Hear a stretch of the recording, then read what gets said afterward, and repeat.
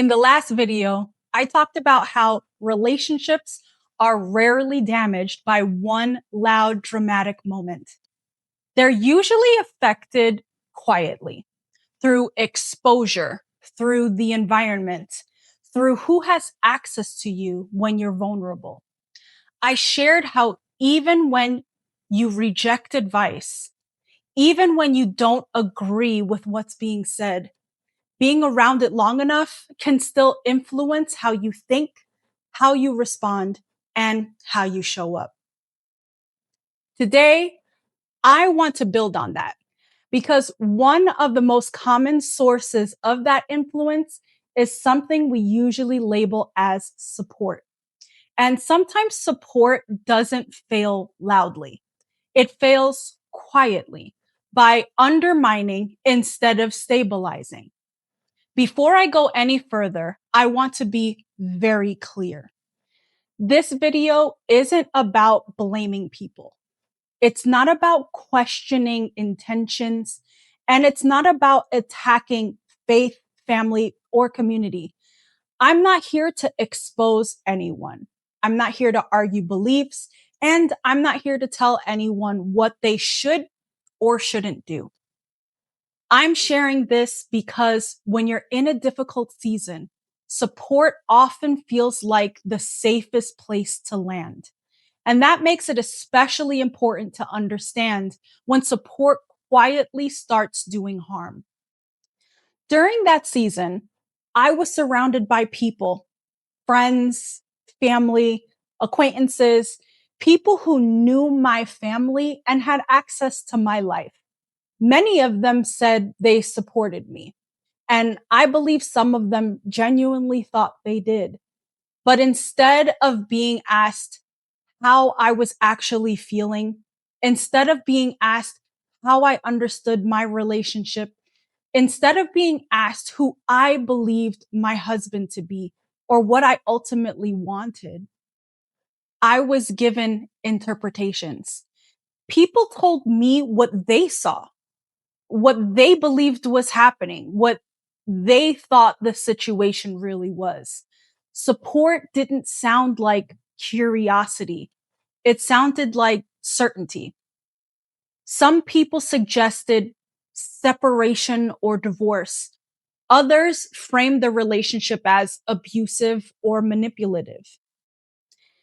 And this part matters. These weren't offered as questions. They weren't framed as things to explore together.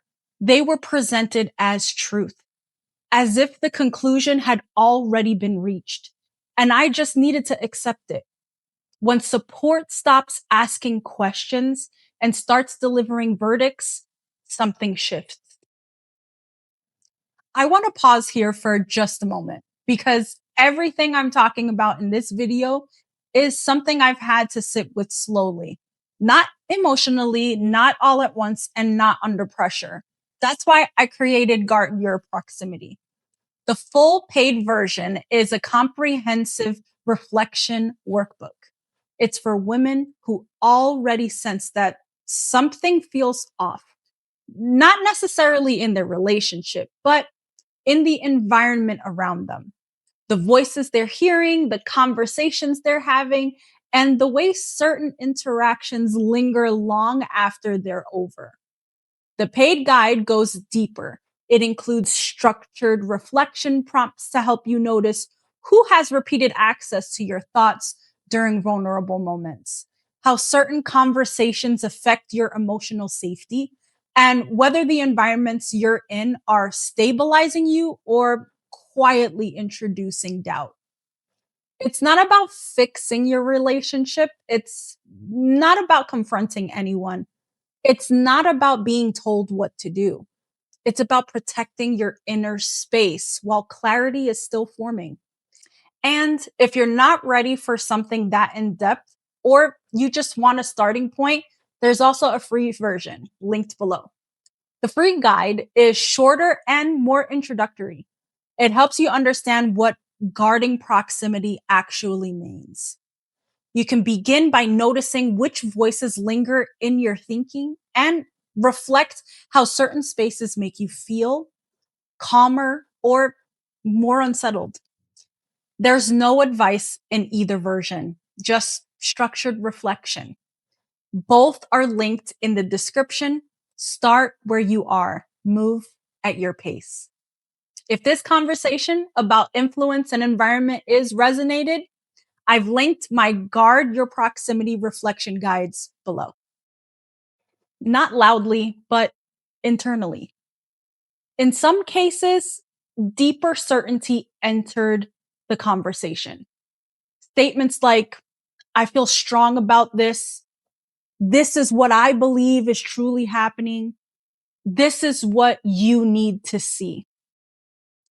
Faith itself was not the problem, but when spiritual or emotional certainty replaces relational curiosity, discernment gets crowded because now you're not just weighing advice, you're weighing authority. When someone speaks with absolute confidence about your life, it can make you question your own judgment, even when something doesn't align with reality. That kind of environment doesn't create clarity. It creates confusion. What's important to understand is this. That environment didn't make me doubt my husband. It made me doubt people. I started questioning the intentions of everyone around me, where loyalty actually was, who was safe to talk to. I became aware that information that I shared vulnerably wasn't always being held with care. Support began to feel unsafe, not because of disagreement, but because of exposure. And that's when trust started to fracture, not inside my marriage, but in the wider relational circle around it.